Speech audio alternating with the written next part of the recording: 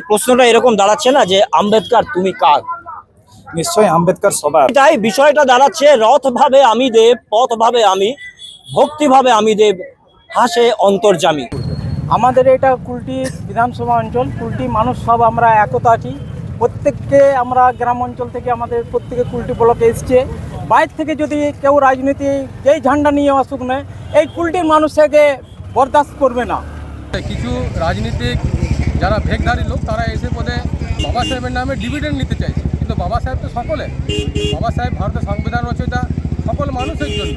এ নিয়ে বাবা সাহেবকে রাজনীতি করা কিন্তু কোনো মানুষের উচিত নয়, কোনো দলেরও উচিত নয়। বাবা দেখুন, একটা প্রবাদ বাক্য আমরা শুনেছিলাম, রথ ভাবে আমি দেব, পথ ভাবে আমি, মূর্তি ভাবে আমি দেব, হাসে অন্তর্যামী। এক জায়গায় বাবা সাহেব আম্বেদকরের মূর্তি বসবে, এক পক্ষ নারকেল ফাটাচ্ছে, কিছুক্ষণ পরে এসে আরেক পক্ষ নারকেল ফাটাচ্ছে। তার আবার কদিন আগে বিজেপি অভিযোগ করছে তৃণমূলের দিকে, তৃণমূল অভিযোগ করছে বিজেপির দিকে। অর্থাৎ কে বসাবে তা তো নিশ্চিত আছে, সেল আইএসপি কোম্পানি তারা বসাবে, অনুমোদন দিয়েছে, কিন্তু কে ক্রেডিট নেবে তা নিয়ে লড়াই চূড়ান্তে।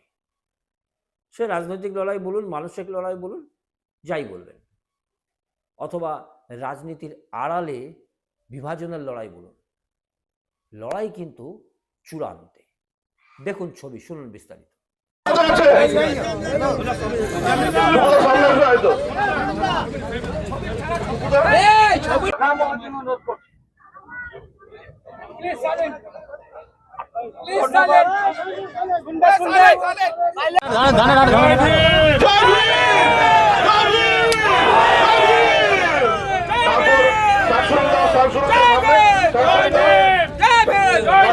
কিন্তু ভোটের মাধ্যমে জবাব দেবো তাদেরকে যে এসটি এসটি বাউরি সমাজ কি, এই কুলটির বুকে জানেন বাউরি সমাজের একটা আলাদা প্রতীকতা আছে। নমস্কার, আমি তিনাঞ্জন, টিএসএনএম নিউজে আপনাদের স্বাগত। আমাদের বিশেষ অনুষ্ঠান তুমি বলবে আমি শুনবো।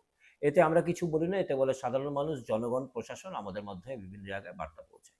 সকাল থেকে আসানসোলের কুলটির নিয়ামতপুর এলাকাতে পুলিশের ছয় লাভ, চতুর্দিকে পুলিশ, মহিলা পুলিশ, পুরুষ পুলিশ এবং পুলিশের ছয় লাভ, সঙ্গে সিভিক। বিষয়টা কি জানেন তো, আসানসোলের নিয়ামতপুরের ওই এলাকাটাতে সংবিধানের রচয়িতা বাবা সাহেব আম্বেদকরের মূর্তি বসবে, তার শিলান্যাস। এবং সেই শিলান্যাসে একটা বিতর্ক তৈরি হয়েছিল, সেটা পরে বলছি। আজ কি হলো, আজ সেই শিলান্যাসের জন্য প্রথমে একটা টিম এলো। সেই টিমরা এসে প্রচুর পরিমাণে নারকেল নিয়ে এসেছিল, একের পর এক নারকেল ফাটালো, এক ঝুড়ি নারকেল। তারপর আবার একটা টিম এলো, তারা এসে তাদের বক্তব্য বললো, তারাও শিলান্যাস করলো। ওই জায়গাটাতে আম্বেদকরের মূর্তি বসবে, তার শিলান্যাস। এবং একটা অদ্ভুত বিষয়, এই শিলান্যাসকে কেন্দ্র করে মাত্র কয়েকদিন আগে সেখানে তৃণমূল এবং বিজেপি তাদের একটা বচসার মতো পরিস্থিতি তৈরি হয়েছিল, উত্তেজনা ছড়িয়েছিল। দেখুন, আমরা কিছু বলি না, সব অভিযোগগুলো আমরা শোনাচ্ছি এবং বাস্তব পরিস্থিতিটা আমরা দেখাচ্ছি। সে যাই হোক, আজ অর্থাৎ শুক্রবার সেখানে প্রথমে একটা টিম গেল, তারা এক ঝুড়ি নারকেল নিয়ে গিয়ে নারকেল ফাটালো। তারপর আবার আরেকটা টিম গেল, গিয়ে আবার নারকেল ফাটালো। এবং এটা কিন্তু সবাই সমাজের, অর্থাৎ আদিবাসী সমাজ বলতে পারেন বা বাউরি সমাজ বলতে পারেন, দলিত সমাজ, যেটা ওরা ওদের ভাষায় বলছে। এবং বিষয়টা হচ্ছে এমন জায়গায় দাঁড়ালো যে দুপক্ষই কিন্তু, প্রথম পক্ষ এলো, তারা করলো, বেশ কিছুক্ষণ অপেক্ষা করছিল, তারা চলে গেল। তারপর আবার দ্বিতীয় পক্ষ এলো, তারাও তাদের কাজকর্ম করলো, তারপর তারা চলে গেল। আমরা কথা বলেছিলাম দুপক্ষের সঙ্গে, এবং যে বিষয়টা উঠে এলো সেটা হচ্ছে যে এক পক্ষের যিনি রামবাবু, তিনি তার বক্তব্য বললেন। আবার আরেক পক্ষ যে এসেছিল সুমন্ত বাবু, তিনি তার পক্ষ বললেন।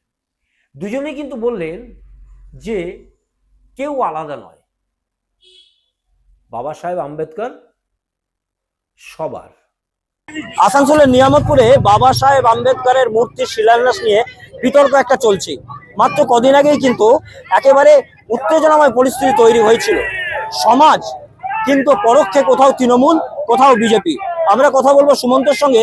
সুমন্ত, বিষয়টা হচ্ছে বাবা সাহেব আম্বেদকর তিনি হচ্ছেন সংবিধানের রচয়িতা, তাকেও কি ভাগ করার চেষ্টা চলছে যে পরিস্থিতি তৈরি হয়েছে? দেখুন, আম্বেদকর সাহেবের ব্র্যান্ডিং একটা দলিত সমাজের লিডার হিসেবে কিন্তু অনেকদিন করারই চেষ্টা হয়েছে। আজকে আমরা সবকিছু ভুলে যখন বাবা সাহেব আম্বেদকরকে স্মরণ করে বিভিন্ন লড়াই আন্দোলনকে সংগ্রামকে এগিয়ে নিয়ে যাচ্ছি, ভাগ করার চেষ্টা তো হবেই। এবং আমরা যারা সমাজ করি, আমাদের কাজ যে বাবা সাহেব আম্বেদকরকে শুধু একটা বিশেষ সম্প্রদায়ের মানুষের মধ্যে আবদ্ধ না রেখে তার সার্বজনীন যে কাজ সবার মধ্যে ডিস্ট্রিবিউট করা, এবং এখানে যে আম্বেদকর সাহেবের মূর্তি লাগছে সেই আম্বেদকর সাহেবের মূর্তির মাধ্যমে তার নীতি তার আদর্শ চারিদিকে ছড়িয়ে পড়ুক, সেই চেষ্টাটাই কিন্তু আমরা চালিয়ে যাচ্ছি।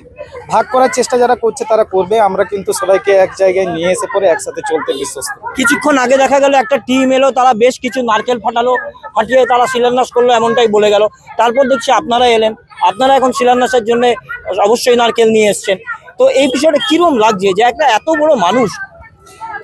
কিছুক্ষণ আগে যারা নারকেল ফাটিয়েছিল স্নেহধন্য সবাই আমাদের ভাই, এবং সবাই কিন্তু আমরা বাউরি সমাজে যখন কামান ঘর হয় আমরা একসাথেই থাকি, একসাথে উঠি, একসাথে বসি, ভোজগেরও আমরা একসাথেই খাই। টাইমের যে ডিসপুট হয়েছিল, মানে আমি যেহেতু রানীগঞ্জ থেকে আসতে একটু দেরি হলো, আমাদের মিছিলটা কিছুটা দেরি হলো, সেই কারণে কিন্তু আমাদের এই মিছিলটা দেরি হলো। আমার একটা শেষ প্রশ্ন, এই সমাজটাকে কি ভাগ করে দেওয়ার চক্রান্ত চলছে রাজনৈতিক ভাবে? অবশ্যই, যেখানে যে সমাজ গঠন হয়েছে তাকে রাজনৈতিকভাবে ফায়দা তোলার জন্য ভেঙে দেওয়ার চেষ্টা একটা হচ্ছে। আপনি মতুয়াদের মধ্যে 4টা সংগঠন দেখবেন, কর্মীদের মধ্যে 4টা সংগঠন দেখবেন। বাউরি সমাজ তার থেকে আলাদা না, বাউরি সমাজের মধ্যে অনেকগুলো ভাগ আছে, এবং রাজনৈতিক চরিতার্থ রাজনৈতিক যে উদ্দেশ্য আছে সেটাকে চরিতার্থ করার জন্যই কিন্তু এই ভাগ। তো এই যে রাজনৈতিক লোকেদের যাদের প্রভাব আছে তারা ভাগ করার চেষ্টাটা অবশ্যই করবে। আমাদের কাজ সবাইকে এক জায়গায় রাখা। তাহলে কি প্রশ্নটা এরকম দাঁড়াচ্ছে না যে আম্বেদকর তুমি কার? নিশ্চয়ই আম্বেদকর সবার, কারণ ভারতবর্ষের যে সংবিধান সেটা আম্বেদকর সাহেব দিয়েছে, এবং সংবিধানের উপরে কেউ না। আম্বেদকরকে না মানলেও সংবিধানকে মানতে হবে, সেখানে আম্বেদকরকে মানাটা খুব দরকার। দেখতে পাচ্ছি গত 2-3 দিন ধরে যে বাবা সাহেবের মূর্তিকে নিয়ে ছিনিমিনি রাজনীতি করা হচ্ছে। তারই পরিপ্রেক্ষিতে বাবা সাহেবের যাতে ভাবমূর্তি নষ্ট না হয় এবং বাবা সাহেবের যে আদর্শ, সেই আদর্শ নীতিকে মেরেই আজকে আমরা কিন্তু একটা যে বাবা সাহেবের মূর্তি যে সেল থেকে হচ্ছে, সেলকে আমরা সমর্থন করি। সেল যেন নিজের দিক থেকে এই মূর্তি স্থাপনা করেন, ওনার সঙ্গে আমরা ওনার সাথে রয়েছি, ওনাকে আমরা ধন্যবাদ জানাই। আর এই মূর্তিকে নিয়ে যদি কোনো দলগতভাবে আমাদের যদি মূর্তি নিয়ে ছিনিবিনি খেলা হয়, রাজনীতি করা হয়, তার বিরুদ্ধেই আমাদের আজকে সভা। আপনারা কোনো দলের পক্ষ দিয়ে করেছেন কি এসটি সমাজ? না, সমগ্র SC/ST দলিত সমাজকে নিয়ে করা হয়েছে, কোনো রাজনৈতিক দল নেই। তো কিছুক্ষণ পর আরও একটা দল আসার কথা আছে, এসটি সমাজ বলেই তারা আসবে। এই বিষয়টা কিভাবে দেখছেন? এই বিষয়টা পুরোপুরি আমাদের জানা নেই, হলেও হতে পারে, ঠিক আছে। কারণ আমাদের কথা হচ্ছে আমাদের যখন ব্লু ঝান্ডা মানে আমাদের সবাই এক। যদি এইটা ধরুন বিজেপি করতো তাহলে তৃণমূল পরে করতে পারে, কিংবা তৃণমূল করতে বিজেপি করতে পারে। এটা কিন্তু আমাদের বাবা সাহেবের আম্বেদকরের ব্লু ঝান্ডার কিন্তু সংগঠন, আর এই সংগঠনে আমরা সবাই কিন্তু একটু ছত্রছায়ায় আসতে পারি। প্রশ্ন ছিল, তাহলে সংবিধানের রচয়িতা বাবা সাহেব আম্বেদকর কি ভাগ হতে চলেছে? তাকেও কি ভাগ করার চেষ্টা হচ্ছে, নাকি এই সমাজটাও ভাগ হতে চলেছে, তাদেরকেও ভাগ করার চেষ্টা চলছে? নির্বাচনের আগে বাবা সাহেব আম্বেদকর কি ইস্যু হয়ে উঠছে?